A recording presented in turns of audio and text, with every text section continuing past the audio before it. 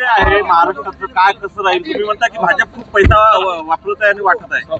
पैसा आहेच तर मग काय लुटलंच आहे ना भाजपनं नोटाबंदीमध्ये काय कशात लुटलं नाही सांगा बरं. असं एखादं उदाहरण सांगा का ज्या भाजप पैसा नाही खात. बावनकुळेच्या किती खदानी आहे आणि त्याच्यावर किती त्याचे ट्रक चालते जगदंबा ट्रॅव्हल्सच्या कंपनीचे ते पहा ना. थोडस कार्यकर्त्याला पैसाही द्यायचा नाही तिकीटही द्यायचे नाही आणि चालव तुम्ही आम्ही पाहतोय प्रभू रामचंद्राच्या नावानं मतं मागायचे. इथं औतकर नावाचा कार्यकर्ता तेली समाजाचा काय तुम्ही तिकीट दिली नाही? 40 वर्षापासून तो तिथं काम करत होता आणि तो पैशावाले तिकीट देत आहे. अरे आमची सत्ता जर केंद्रात राज्यात असते ना तर रिक्षावाल्यात आम्ही महापौर केला असता इथला, ही ताकद ठेवली असती. पण यांची मर्दांगी संपली आहे सगळं.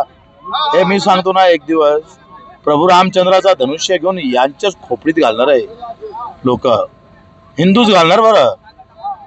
अशी वाईट अवस्था आहे का लोकांना भाजप म्हटलं का लोक असे मारणार का बस सोडणारच नाही.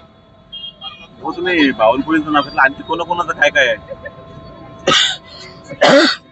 पुराव्यासहित माझ्याजवळ बावनकुळेचे पुरावे आहे. बाकीचे भेटले का तुम्हाला सांगा. बरं, हे पुरावे कधी म्हणजे 16चा निकाल लागल्यानंतर तुम्ही जाहीर करू ना ते सगळे. म्हणजे बावनकुळे आता म्हणजे 16 नंतर एक्सपोज होतील? बिलकुल. चला यो. हो.